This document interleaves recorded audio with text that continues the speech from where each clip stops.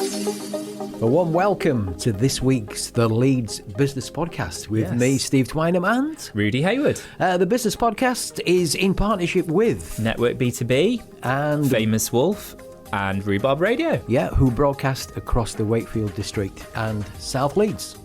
Good evening all then. Good evening. How are we all? Hello. So it's the first time we are doing the Leeds Business Podcast live. So welcome everybody. Welcome all the business owners that are listening today.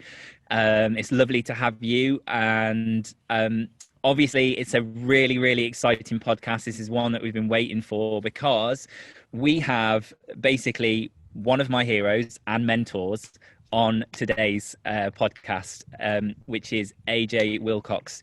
He is world-renowned LinkedIn guru, experienced in LinkedIn ad campaigns, works directly with LinkedIn. He is the first and in the know when it comes to anything with LinkedIn. Welcome, AJ. It's lovely to have you on the show. Oh, thank you for such a kind intro. I didn't deserve any of that. Yeah, hey, you didn't know you were so famous, AJ, did you? Yeah, no one ever told me. It's crazy. Well, look, here we are we're live and streaming. Rudy and I are normally talking to people here in the UK, but here we are talking to you over in the States. We're looking forward to this and finding out lots more about what you do. So, AJ, how long have you been running LinkedIn ads for, and how did you get so good at it? Let's start with that. Yeah, sure. So I was first introduced to the platform a little over 9 years ago, and it was at my previous job. I was a digital marketing manager responsible for all types of different ad channels and SEO. And of course, when you're managing multiple channels, when one starts to shine, you give it more and more attention. And so over the 2.5 years that I worked for this company, I ended up growing their LinkedIn ads account from nothing to become LinkedIn's largest spending account worldwide. And after running that for a little while, I went, okay, I've learned so much about LinkedIn ads that no one knows. I mean, this is 7 years ago. No one was blogging about it. No one was speaking about it. It just was kind of an unknown platform. And I went, okay, there's got to be an opportunity here for more people than just this one company to adopt it. And so about 6 years ago, I started B2 Linked, and we're an ad agency that just handles LinkedIn ads. We're one-trick ponies and proud of it. Wow, so that's your focus. So that's how you became the guru then. Yeah, yeah. Apparently that's all it takes is 6 years of dedicated effort. Yeah. So AJ, what's it like working with LinkedIn? Do you get to do lots of cool stuff with them then? Yeah, they are constantly coming out with new beta targeting features, and I mean, just like if you're really in tight with Facebook and Google, you can get access to betas. Being an official partner with LinkedIn, we get access to their roadmap, 6 months before things come out. We're usually first on the list for all the different like beta functionalities to try out. And they bring us in for product sessions where they just are asking for voice of the customer. What do you think about these features? And they don't always take our advice, but at least they're asking. but at least they're asking. You see, There you go. We there's me, a novice, never realized that kind of thing happened, And is it true then that you run the largest amount of LinkedIn ad accounts in the world? Yeah, I haven't ever met anyone who's managed more than 400 accounts. I don't know anyone who's spent more than 130 million on ads. So I'm sure at some point someone will pass me out, but I might be the only one who cares. Oh, good. Well, AJ, when me and Rudy do these podcasts and we're out and about, we get asked lots of questions about social media, LinkedIn in particular. Many people still don't know how to run an ad. Okay. So how do you run an ad on LinkedIn? Okay. Yeah. So I'm assuming the majority have experience with something like Facebook or something like Google. Mm-hmm. Yeah. Yeah. Especially if Facebook is your background, it's going to look really familiar. I mean, the same kind of aspect where you go into the platform and say, I want to create, in LinkedIn, they call it a campaign. On Facebook, it's called an ad set. And you tell the platform, here's my objective. I want to get either clicks to my website, or I want people just to see and engage with the ad, or I want to generate leads from it. And then you get to go and define who your audience is.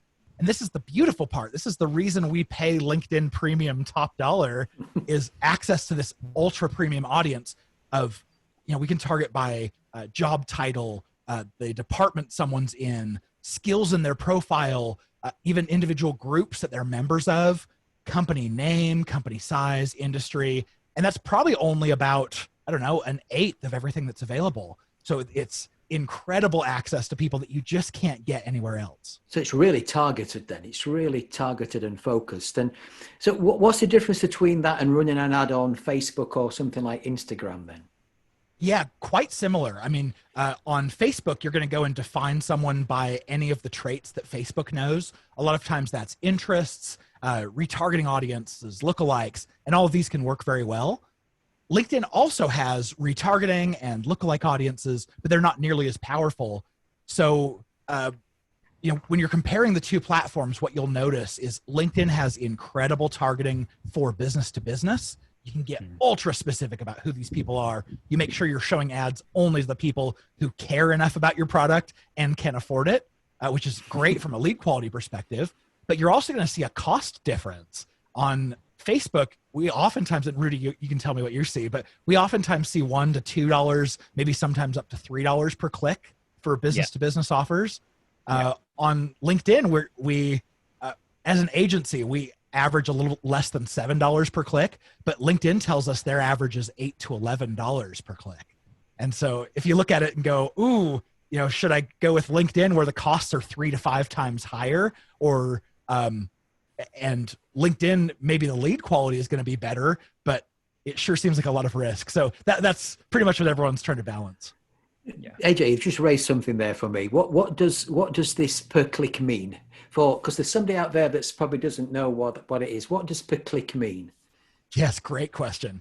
When you're showing your ads to people, the platform is going to give you a few metrics to help you understand how people are engaging with your ads and how you're paying. So they're going to show ads, and that's called an impression.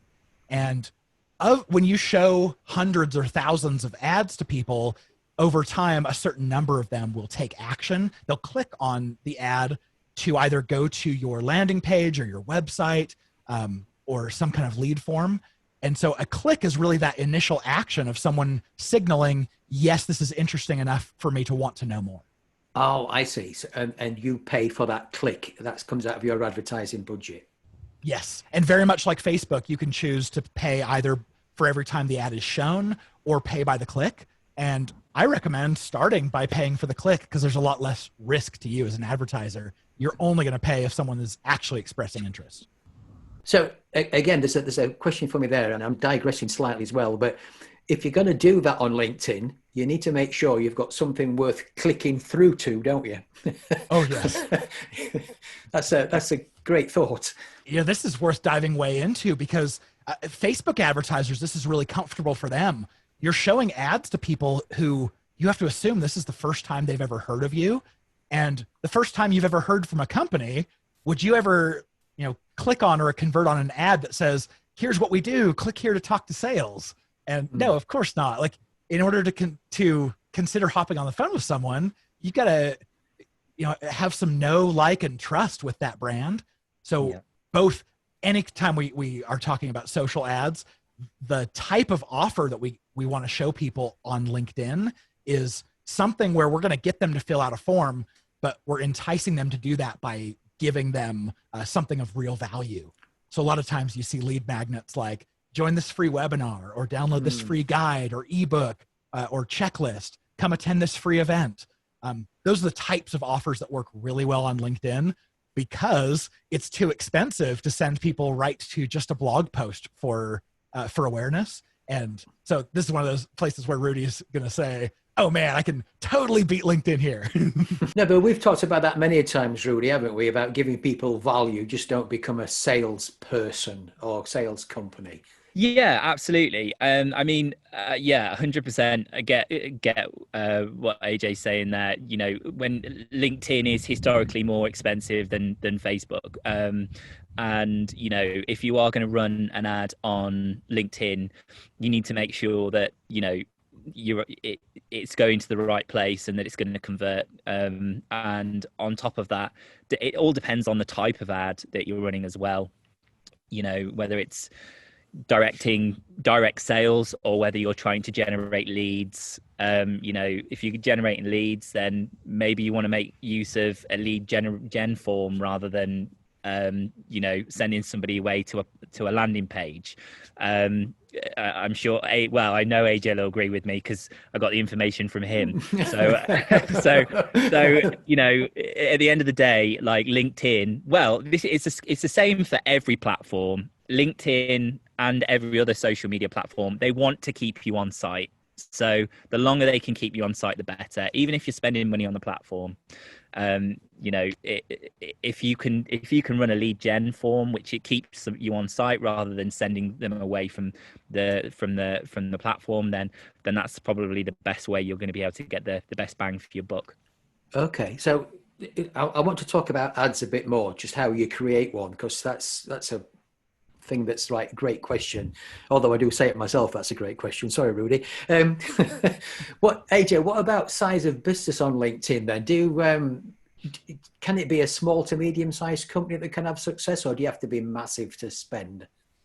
Yeah, I tell people that in order for LinkedIn ads, because you have to pay so much per click up front to get the traffic, that you've got to have a large deal size on the back end to show a return on your investment. And what we found is usually about, $10,000 to $15,000 or pounds or more on the back end means that you'll likely have success paying, let's call it, 6 to 9 pounds up front for that traffic.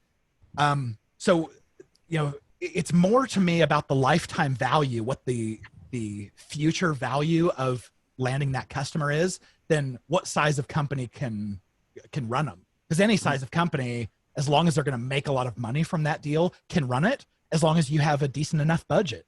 So I think it comes down to, I wouldn't suggest anyone run LinkedIn ads if you're spending less than, call it like 3,000 or 4,000 pounds a month, because then you end up with just such small data sample sizes that you can't actually see the impact on the business or tell whether or not it's working. Right, that's really interesting and worth knowing, because I think we've all been there where we get this little message from LinkedIn: you've got £50 credit. Okay, so I guess that's a start point, but where does that take you? Yeah, if you're doing a really good job of advertising, I mean, you might get 10 clicks out of that credit, which I don't know. If you've got a 20% conversion rate, you'll get 2 people filling out the form, but I wouldn't count on it being that amazing right out of the gate without some optimization. So those credits, I think, are kind of a tease, but I don't know, every little bit helps. Yeah. Okay. So we've talked about the cost of running the ads, and we've talked about the cost compared to Facebook. What about, how do you create the ad itself? Is there a template on LinkedIn you can follow? What do you do? Yeah. So very first off, if you want to get started here, you go to linkedin.com/ads. And that'll get you to where you can create an account or get access to the one that you already have. You'll go in there. The first step is called a campaign group, and it doesn't really do much. It's just a functional holding tank for your campaigns. But click under that, and then you say, I want to create a new campaign. And that's when you'll get to define who the audience is, where they are. You'll get to define what type of ad you want to run and how you're going to pay. And that's all on one long screen. So you just fill out what you want on the way down. And it's more or less simple. Like if you have questions, you kind of read the little bubbles and you can learn more about it. But as soon as you submit that, the next page is actually where you get to create the ads themselves. The one that I recommend everyone start with it's called sponsored content. It's a single image ad that appears right in your newsfeed. And it's really middle of the ground kind of ad format, gets shown to a lot of people. It's not the most expensive or the least expensive. It's just a good place to start. And then it'll show you in your preview over to the right as you're typing what this ad's going to look like. And so I recommend in your intro text that you get above, tell them why they should pay attention and give them some kind of call to action. Mm-hmm. Your image will follow the same rules as Facebook, I'm sure, in a lot of cases. Like, don't use a lot of blues because it'll blend into LinkedIn's background. and don't try to sell someone from the image. Like, don't pack too much text on there. I say follow the billboard rule of, 6 or fewer words on an image. And then the headline down below, you can pretty much just describe what's the asset they're getting. So free ebook, how to do X, Y, and Z. I think that makes a great template for an ad. Right. Okay. Now, Rudy's mentioned to me in the past about something called an insight tag. Yeah. What on earth is an insight tag?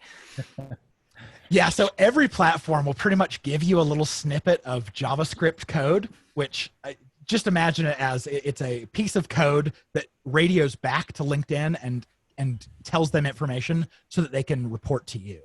Facebook has it, Google has it, Twitter has it. Everyone has a little snippet of code like this. And so what you'll do is they'll give you this snippet of code, and you go to your web developer and have them install it on every page of your website. It doesn't change your website in any way. It runs in the background, and it'll do 3 things for you. The first, it will allow you to build retargeting audiences, meaning anyone who's come to your website, you can follow them around with LinkedIn ads because they're now a little bit warmer of an audience, and that's great. The second thing it'll do is it will count your conversions. So if you're sending people to a landing page and you want it to report back to LinkedIn saying, here's your number of conversions and here's your cost per conversion, the tag plays that role. And then the third, it's actually free analytics on your website visitors. You can look at, you go to a report on LinkedIn before you've even spent a dime, you can see what's called your website demographics report. And it'll tell you the people who use your website, they tend to work in this department and come from this size of company, and they tend to be in this industry and have these job titles. It's really rich data. Wow, that's powerful. That is so powerful, Rudy. Thanks for sharing an insight tag with me. I've learned a lot there, mate. That's cool. Well, you can imagine, Steve, as well, though, with that sort of information, how valuable that could be to a business. That information alone, it's not only going to help them, hone in their targeting when they're marketing even further when they're targeting, but it's allowing them to even see, there might be businesses, there might be job title types that are more interested in their business than what they even realized. So it's having that, it's being able to make kind of long-term decisions on your marketing, not just the short term, which is a massive, powerful benefit. Right. Okay. And AJ, through these times that we've gone through as well, has there been a big shift between like online marketing versus traditional marketing? Or was it moving that way already, but it's accelerated? I think it really accelerated things. I think most are pretty savvy to this idea that everyone's going digital, but there were so many companies who've been kind of lagging behind on that because change is really hard and expensive. And with COVID, we've seen, first of all, a big shift of these companies who are predominantly doing the majority of their lead generation through trade shows and events, all now saying, we have this budget and we're not getting any leads. Maybe we should explore digital. And so we've helped launch quite a few of these companies into running LinkedIn ads in place of these trade shows and physical events. So hopefully they find a lot of value there, and this is where they're going to keep spending their budget, and they're going to ditch the physical event where you have to bring 3 employees and ship a pop-up and all that. But yeah, I guess we'll see. Right. Okay. And AJ, on the different, because there's different levels of LinkedIn or memberships, whatever you want to call it that. So many people may have a personal page. They may have a business page. And then you get this bit where you can, what do they call it? What's the premium thing? Yeah, they have LinkedIn Premium. There's a job searching kind of tier in between, but then they have Sales Navigator on top. That's the one. That's the one. So does it change on what membership you takes out? Does the ad methodology change, if that makes sense? No, it's such a good question. If you're willing to pay LinkedIn's prices, they will give you access to everything, whether or not you have a higher paid profile or the free one. So from a paid perspective, you don't have to worry about your status with LinkedIn. Right. Okay. And so can you do an ad from a personal profile page then, or do you need a business page? for the majority of the different ad formats, you do have to run them from a company page. There is one ad format, though, that will let you run from a personal profile, and those are called sponsored messaging, where rather than a paying only when someone clicks, this is you pay to send someone a message into their LinkedIn InMail, and they can choose whether or not to look at it or respond or whatever. But that will actually originate from a person, and you can personalize it by saying like, "Hi, first name. I see that you are the job title at company," and it'll feel a little bit more personal. Right. It's in mail, you see. I've done one of those, but I didn't know what the hell it was. Yeah. Yeah, that's totally it. And they've since rebranded. They used to call them sponsored InMail, but now they have a new version that it's not just like an email, it's more of like a chatbot experience. And so they rebranded the whole ad format as sponsored messaging. And now they have sponsored message ads, which are the InMail. And now they have conversation ads, which are like the chatbot experience. Wow. So there's plenty of things to think about then, isn't there? Before you sort of get involved and start spending lots of money. And there's people like yourself and Rudy out there that can help and talk you through those things. Because I guess I'm just thinking of some of the people I know who, probably including me, I'm not that savvy online, I'll be honest, right? But I'm not that bad, am I, Rudy? No. No, thank you. I'm glad you said that. Don't worry. There are a lot of people worse than me that hear these things and immediately rush in and think they want to do it all themselves. If that makes sense. Yeah, it totally does. And just by doing that, the results that you'll get will be probably zilch. You'll probably get disheartened with it because it's not worked, when there are people like obviously yourself, AJ, and Rudy out there that can help, if that makes sense. That'd be a fair comment. I sure think so. I mean, I started an ad agency that just does LinkedIn ads. So I betray myself a little bit when I say I'm a big self-starter and I love to learn things from the ground up. And so if you're like that, I mean, I'll cheer you on. I've got a whole podcast called The LinkedIn Ads Show devoted to helping people manage LinkedIn ads better. I put out all kinds of free content. I've got a course on LinkedIn learning. So I definitely want anyone who's hungry like me to go out and chase the information down. But I'll also say, because LinkedIn ads are so expensive, any mistake that you make just in the normal learning curve of learning a new platform is going to be an expensive mistake. And so I sure think it makes sense to go with someone like B2 Linked or like Rudy, who isn't going to make those mistakes, and they'll get the account to a place where it's predictable, manageable, and performant. And then at some point you can say, okay, cool. Now that the account's in a good place, I want to learn how to transition that to myself and bring it in-house. And I think that's probably the best option. Wow, that's awesome. We've covered a fair bit there, Rudy. Is there anything that we've missed? Not that I know of. I mean, for me, obviously, I personally consume a lot of AJ's kind of information on podcasts and various other channels as well. So yeah, so for me, I'm all up to date with my kind of my regular training. But yeah, no, it's obviously great to have AJ on the show and obviously giving those insights as well. I hope that's been helpful for everybody listening. Obviously, I know that I think Steve's got a few questions for me next, just in regards to Facebook and Instagram. So if you're B2C, if you're a company that sells to the business to customer market, then stay on and continue to listen, because we're going to give you some insights into that now. And AJ, feel free to interject at any time. Are you good to stay on with us? Absolutely. I can't wait to learn. Like I'm about to just receive from the fountain of Rudy here.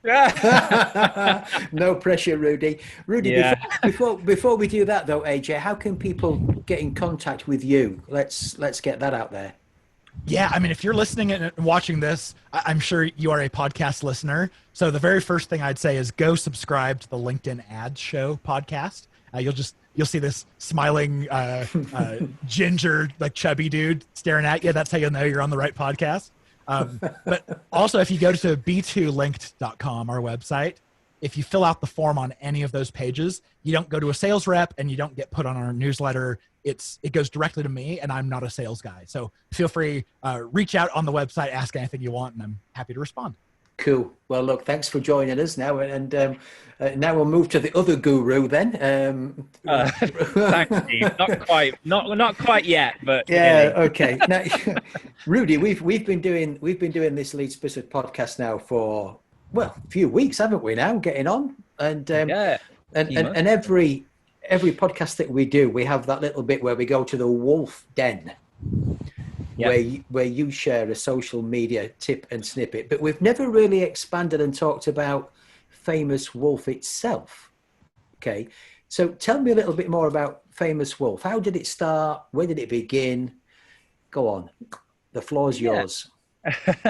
Okay, so I mean, I've been doing. I've been in the marketing and advertising world now for quite some time, going all the way back to about 2012, and I kind of decided that I wanted to start up my own agency. I've been involved in agencies plus working in house for large companies previously, and I guess I had lots of experience in terms of how other agencies were doing it, and I kind of realized how I wanted to do it and how I wanted to do it differently, and I guess that's the reason why I started Famous Wolf in the first place, really.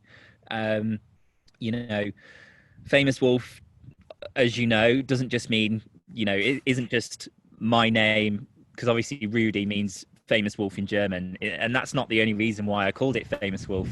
There you go, AJ. You never knew that, did you? I learned something. Yeah. So it doesn't. The reason for Famous Wolf is not just because of that, but we aim to try and make your brand famous. But we also work as a team. The way we work as a team and work with our clients is like a wolf pack. So we work as one to achieve one goal. And obviously Famous Wolf is a social media ad agency. So we specialize in generating high quality ad campaigns that are going to generate leads or generate your business sales and build a loyal audience for you as well. Cool. And that's our goal. And that's Famous Wolf, really. We've been going now for well over a year and a half, and we've worked with some incredible clients along the way. I was going to ask you about, because you've had some amazing successes over that short period of time. And so what kind of clients have you worked with? Yeah, so we've worked with property development companies, car leasing companies. We've actually worked with a few television channels as well. So Channel 5, the BBC, just to name two. We work with a whole range of different industry types. We've had some great successes with car dealerships and property development companies, which I'm sure we'll get into. The other sectors that we've worked in as well is the hospitality sector, which is obviously finding it tough at the moment with the current pandemic. But we've also started working with gym franchises as well. And obviously they're starting to reopen now, coming out of lockdown. So a real cross section then. So and again, we'll come back to this question about Facebook advertising, print advertising, and all that kind of stuff like that. So, is there a benefit of Facebook over print? Yeah, massively so. I mean, I'm sure AJ will agree with me on this one. With print advertising, it's had its time. It's had its day. The thing is with print as well is the fact that it's really, really hard to track. It comes from it's almost like a spray and pray approach. Bearing in mind that when I first started my marketing career, my marketing advertising career, I started off in print advertising. So I know the pitfalls, the pros and cons to it. So now, me being, you know, in the world of social media, I'm fully aware of the differences. And obviously, with print advertising, like I said, it's not trackable, it's not targeted. You can't see whether, you know, how much money you've spent compared to what your return is. It's very hard to track that. Mm-hmm. You know, the benefits of social, for instance, is the fact that, you know, we can actually drive down your cost per conversion, which means we can drive down the cost of your result while increasing the result that you get. So we can we can effectively make sure that you get loads and loads of results for really, really little spend. Where you can't do that with print. Is basically putting an ad out there and hoping that the right person's going to see it. And the other benefit is when we run an ad on social media, we can target that specific demographic that down to the minute detail, even down to interest level. So we know that when we show that ad to your perfect customer, that they are actually in the market to buy from you in the first place, rather than sending a print ad out there and not knowing who's seeing it, whether they're actually in the market to buy from you anyway. And, you know, we used to have a saying back in the print days when I used to work for a print advertising company that, you know, people would need to see your ad at least 3 times before they would make any association with knowing who you are. Whereas with digital, it's not. Like, it's so much quicker. And, you know, people's attention spans are so much less now than they were before. You know, the attention span now compared to the attention span in the 80s. In the 80s, I think it was, the attention span was 20 minutes, where the attention span now is 7 seconds. 7 seconds? Yeah. And on Facebook, to grab somebody's attention on Facebook, you have 3 seconds to do it. On Instagram, you have 1 second. 1 second to grab somebody's attention. What are the figures on LinkedIn, AJ? Well, we know they track their videos by a 2-second view. And from our video advertising, it'll tell you an impression, and then it'll tell you how many people watched for at least 2 seconds. And it's usually about 25% of people will watch for at least 2 seconds. So that tells me that attention span, it must be less than 2 seconds. Yeah, 100%. Wow. And that's the reason why making sure that when you're running an ad campaign, whether it be on LinkedIn, Facebook, or Instagram, that you make sure that it's super engaging and that you target the right audience, because those are the 2 main keys.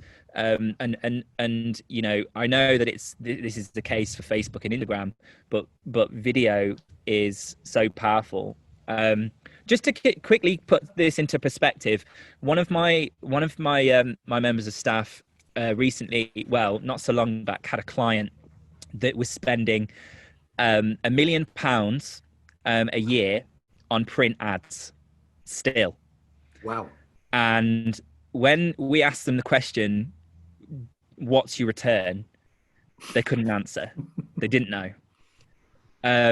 Yet when we said to them, right, you know, let's look at spending maybe anywhere between 2.5 to 3 grand on your advertising on social media, they're so nervous about it, because it's, even though they've been spending £1 million a year for the last 5 to 6 years, and it's literally been generating them nothing, they're so set in their ways that they're worried about kind of making that transition over.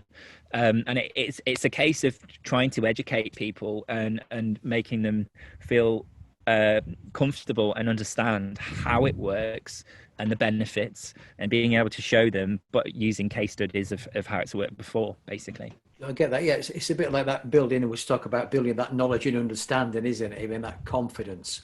You know, because that's just incredible that £1 million and I can't even tell you, and yet they're worried about spending something else. But yeah, that's the human being, isn't it? That's what we're like.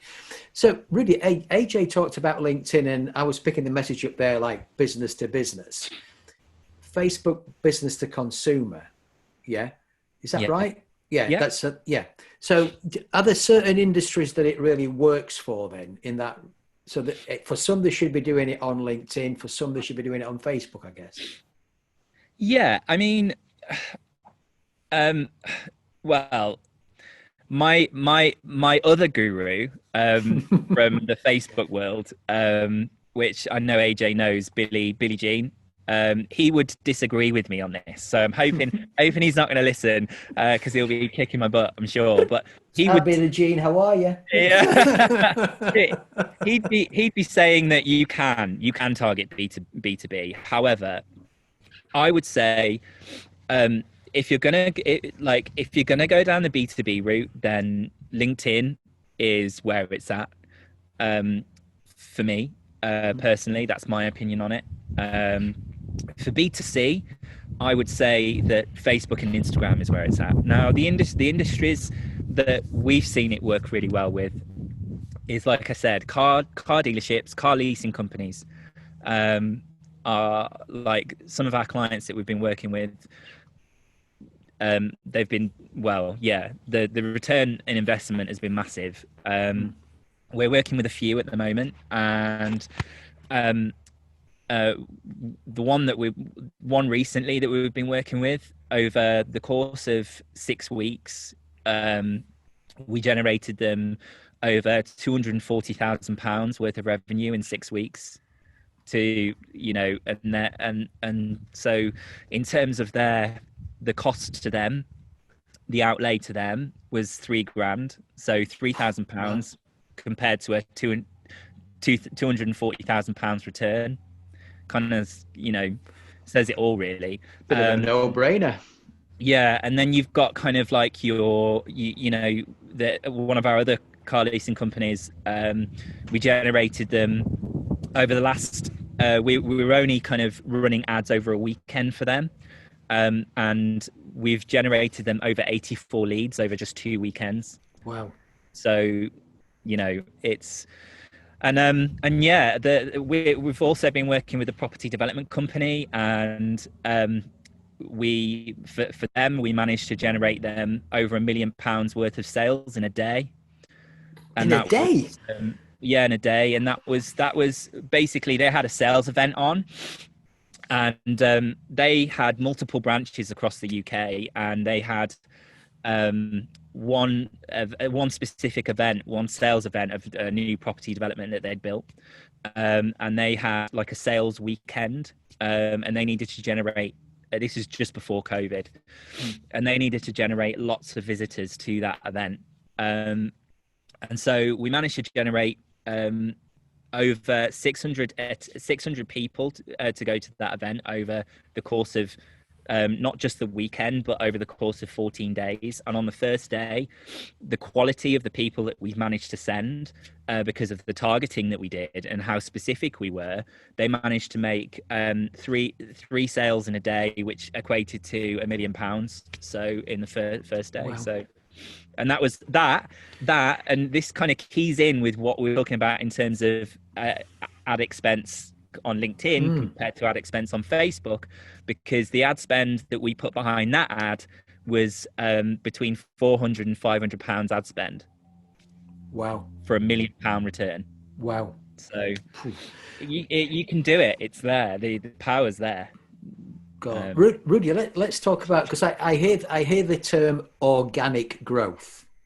Right. Okay. Yeah.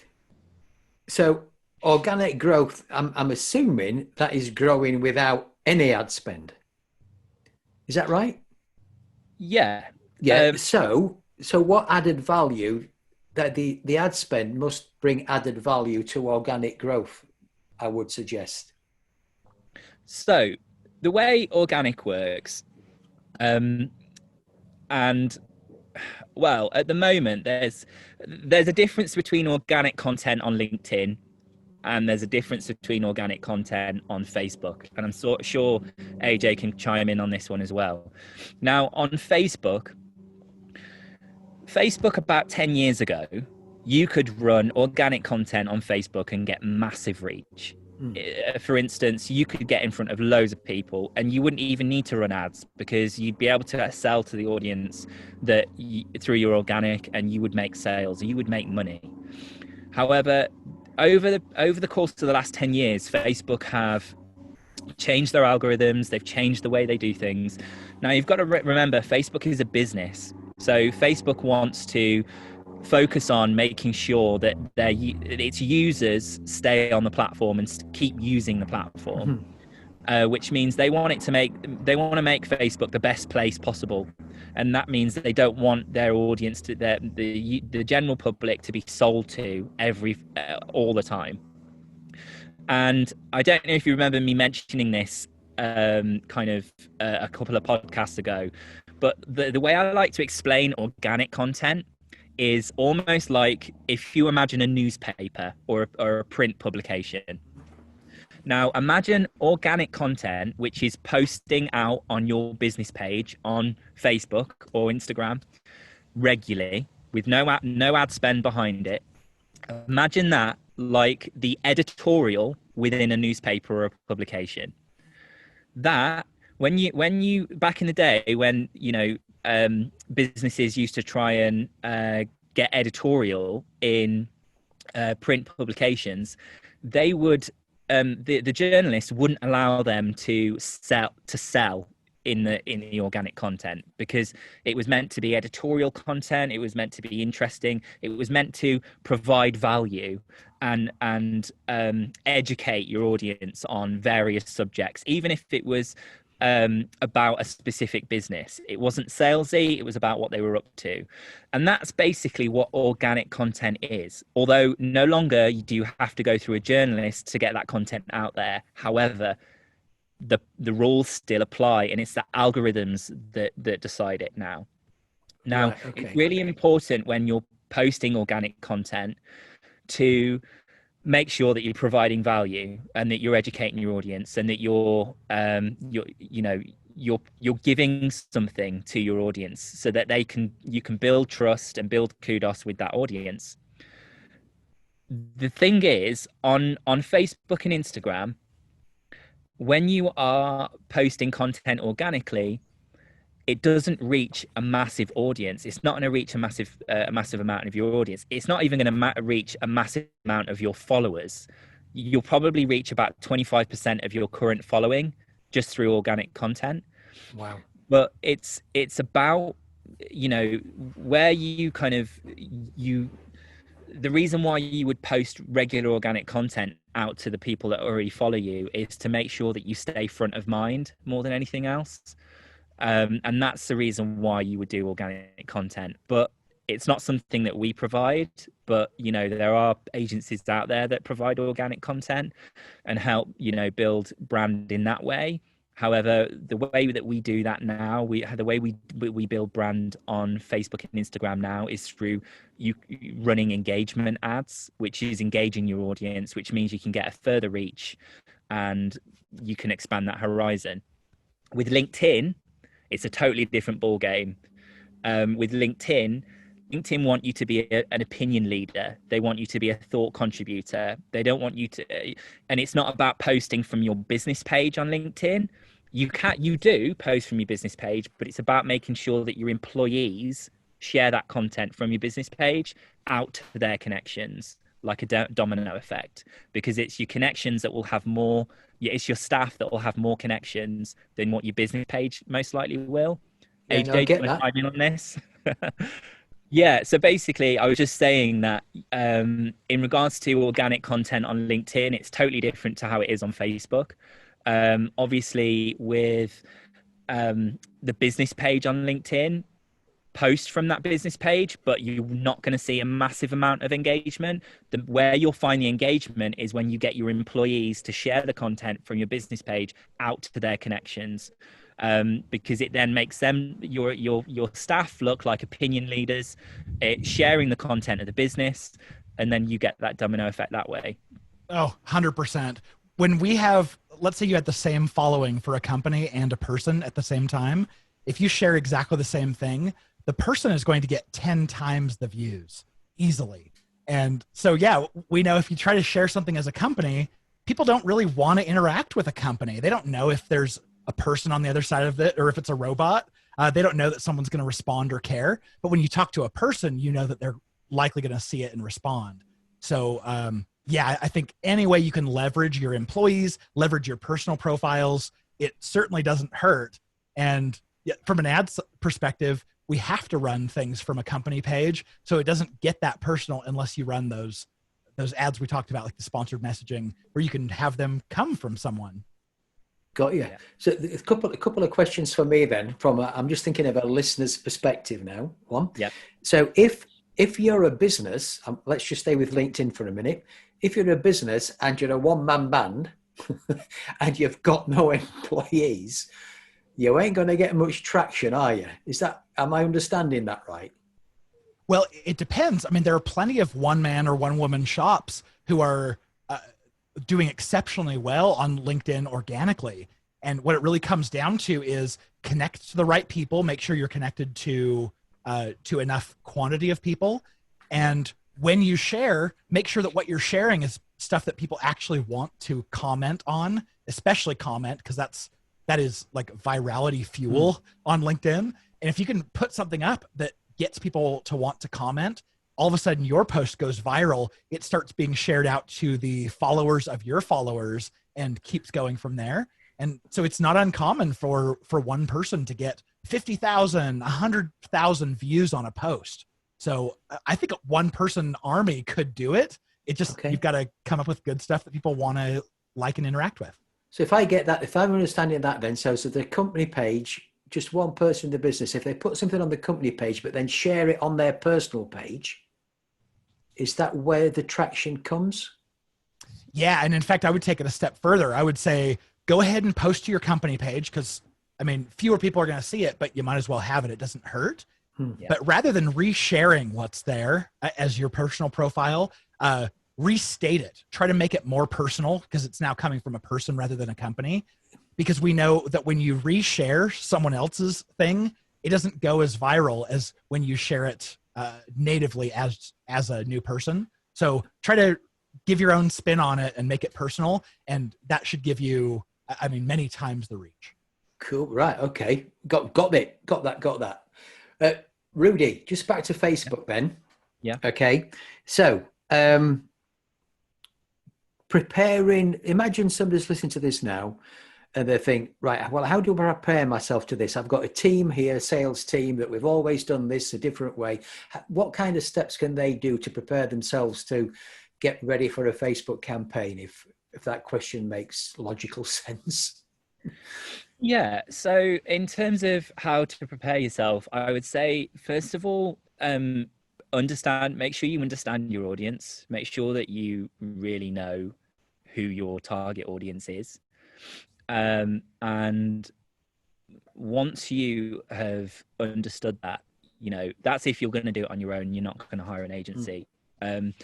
Understanding your audience and what their interests are, where they might be online, the sort of things the sort of pages that they might visit on Facebook, the sort of websites they might visit, what their interests are. The targeting options on Facebook are endless. So really understanding your audience, even to the extent where you build like an audience avatar, like as if you down to the detail of what they might look like, how they might dress, where they, everything. Because that will allow you to then understand, when you're in the targeting stage, when you're setting up your targeted ad campaign, to understand what targeting options to choose.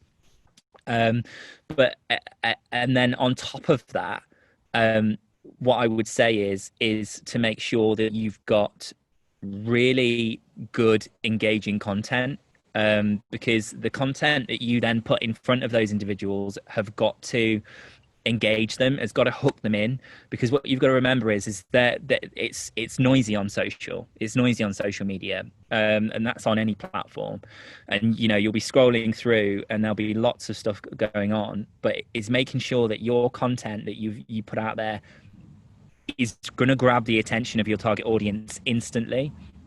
And obviously, off the back of that,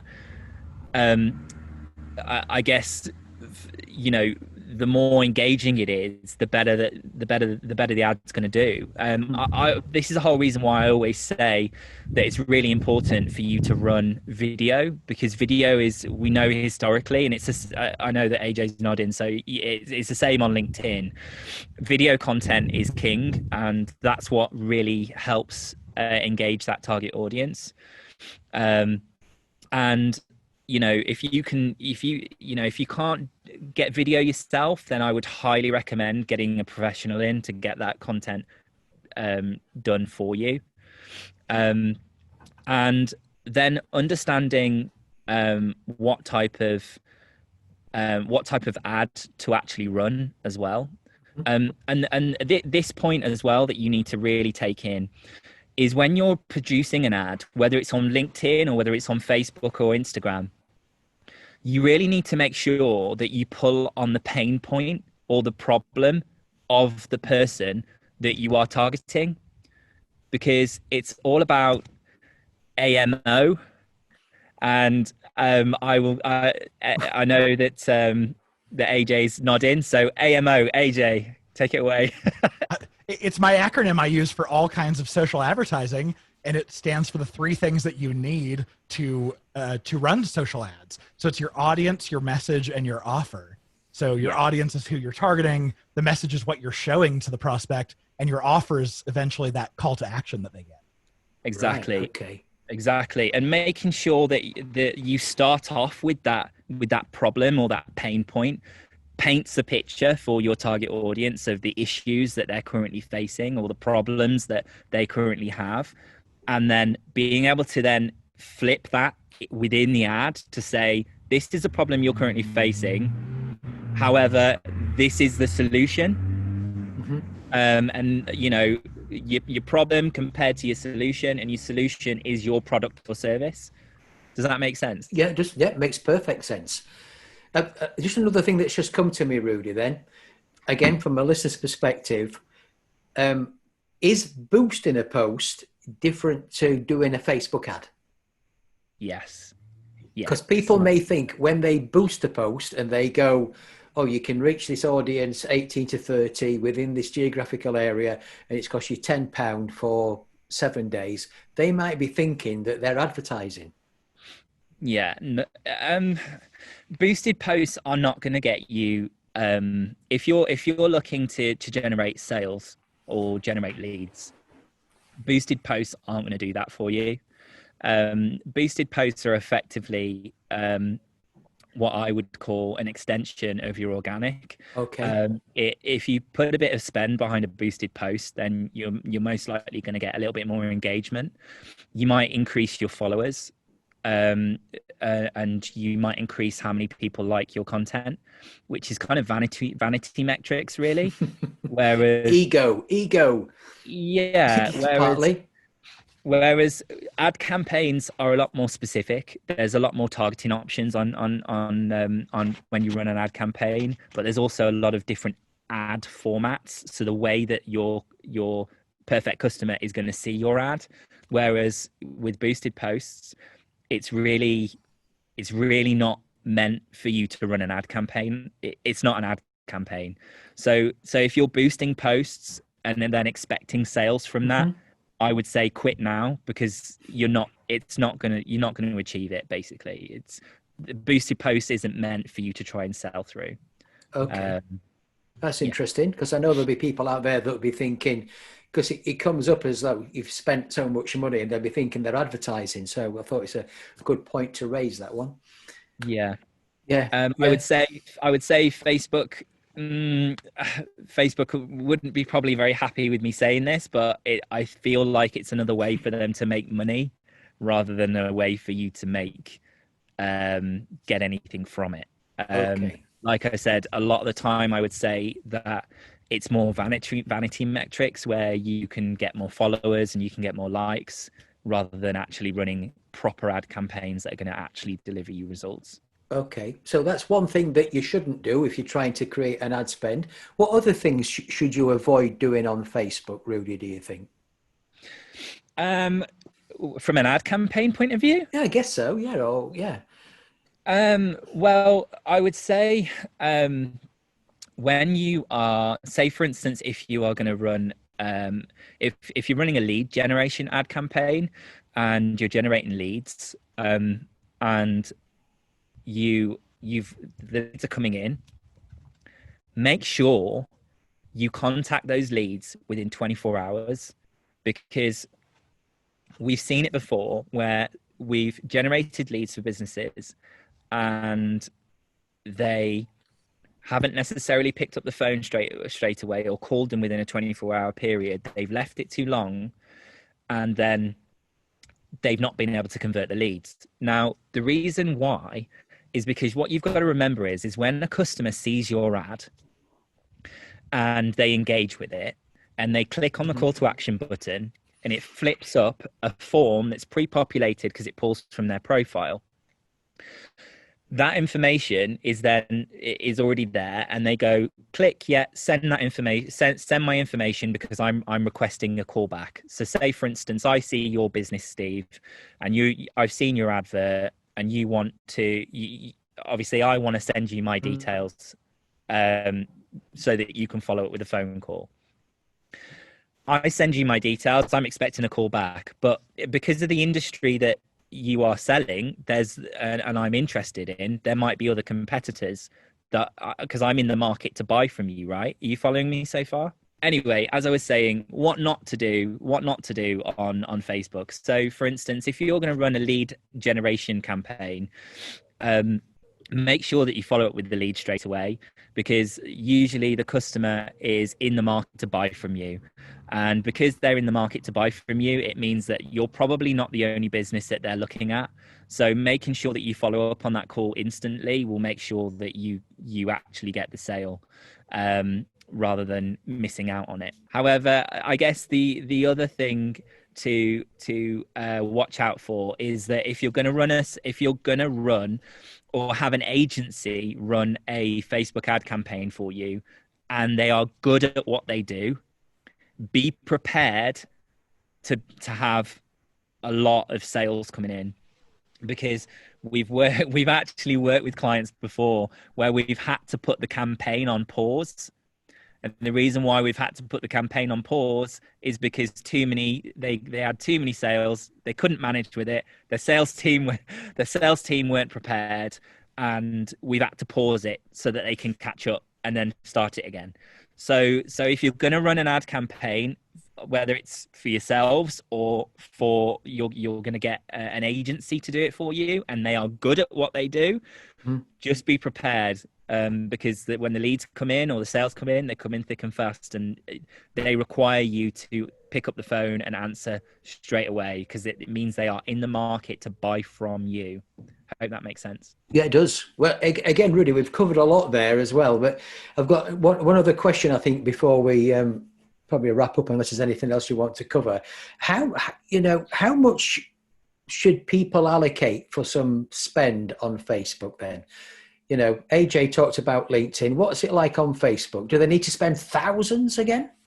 No, they can spend, the ad spend on Facebook is a lot less. So if you started off with anywhere between £500 and £1,000 ad spend, we tend to say to clients to start off with a £500 ad spend to start with. Start off with 500. Test it, see how things go over the course of maybe a month to a 3 month period. If you feel like you have more ad spend to put in after the 3 month period, based on the results, obviously, if you're getting tons and tons of results and you feel that you could put in a bit more, then do so. But start off with, I would always suggest to clients to start off with a £500 minimum ad spend. And then test and measure and see how things go. Oh, But at the end of the day, Steve, it's that age-old question, isn't it? If I said to you, for every pound that you give me, I'm going to give you £1,000. How many pounds are you going to give me? Do you know what I mean? yeah. So it's that. So it's a case of you test and measuring to start with, running your A/B tests, seeing how it goes, and then upping your spend as you go if that's what you want to do. If Okay. you can handle it, if you can handle the sales. Yeah, important. Yeah, yeah. It's a very interesting and very important point, actually. And the A/B testing, that could be simple as changing a word in an ad that could make a big difference, I guess. Massively, yeah. So anything from changing ad copy to ad creative.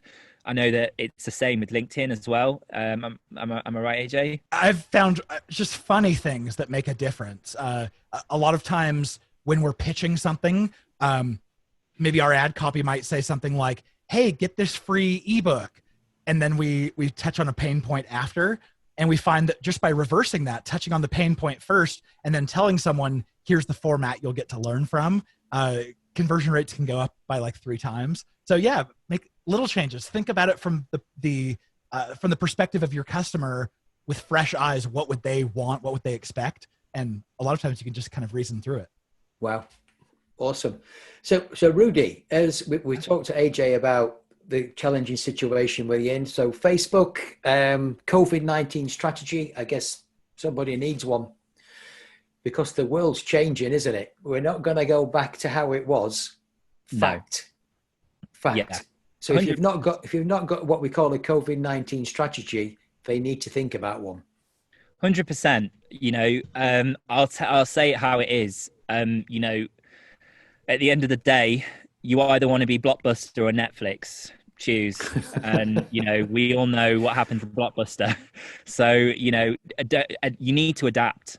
If you don't adapt, you're not going to survive. Simple as that. You need to adapt. You need to be brave. You need to take the risk, and go there.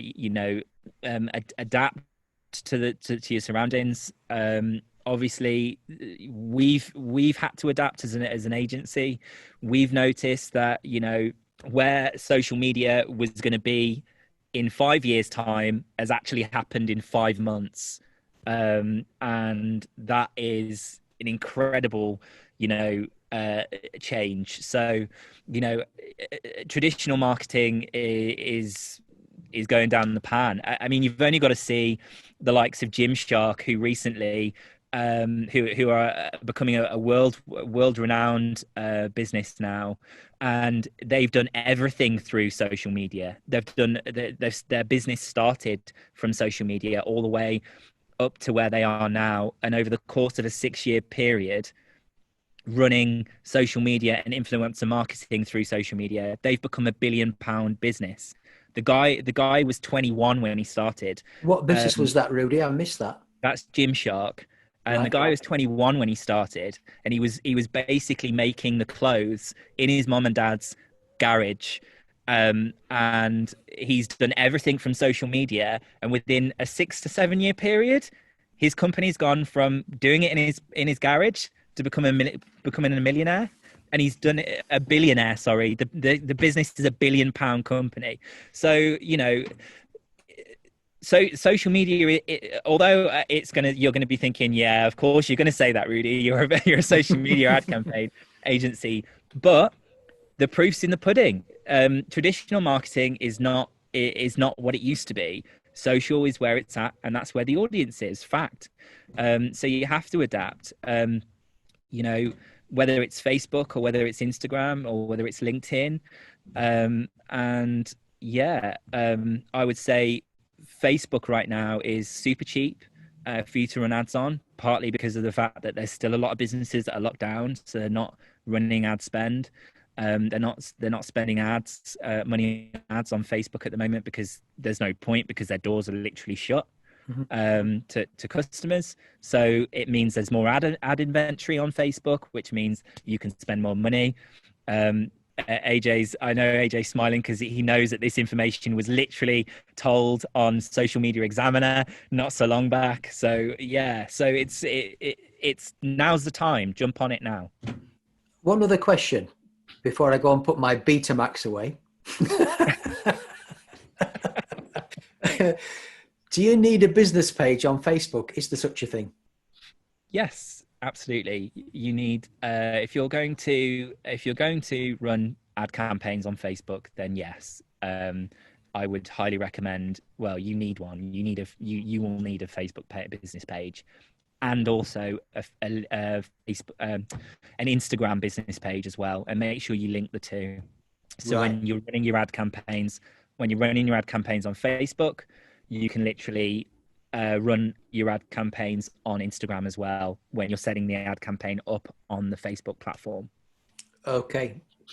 Fantabulous. We have covered a hell of a lot there. So, Rudy, how can people find out about you, get in touch with you? Let's do that. Yeah, no problem. So obviously you can get in contact with us at famouswolf.co.uk, and you can also contact us via email at hello@famouswolf.co.uk or rudy@famouswolf.co.uk if you want to contact me directly.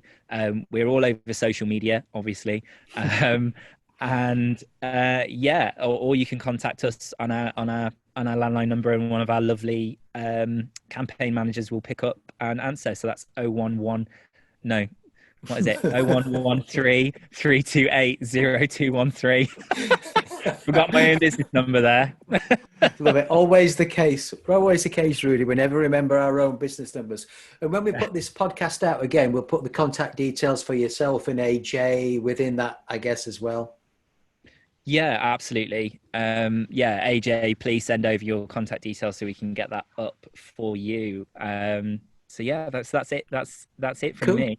That's it from me. That's it from you. Is that it from you, AJ? I think so. I'll just put my big stamp of approval on everything we've talked about. This is great. Thank you, Rudy. Cool. It's been a pleasure, and I'm sure I've learned a lot. Listeners learned a lot, and I'm sure they'll be getting in touch to find out more about what you both do. So absolutely awesome. So time AJ, to go. And AJ, it was absolutely amazing having you on. So thank you so much for giving your time to be on the podcast. We really appreciate it. So thank you. And I'm sure we'll be in touch, and hopefully we could have you on again to give some more insights as LinkedIn changes its algorithms. I'm sure we're going to need to know more. Those lovely algorithms. Yes. Yeah. Well, put me back anytime. The closer I can get to Leeds, the closer I can get to Gaydon with the Aston Martin factory again. So anyway, I want to come out and do it in person too. Cool. Lovely. Yeah. Lovely. Definitely do that, please. Yeah, that'd be awesome. And we should say as well, Rudy, if people have missed any of the Leeds Business podcasts before, they're all there because we've covered some great topics, haven't we? Yeah, we have. They're all on YouTube. Obviously, this is live, so this will be going out on Facebook. But this will also be available on YouTube to watch back. So you can get it there.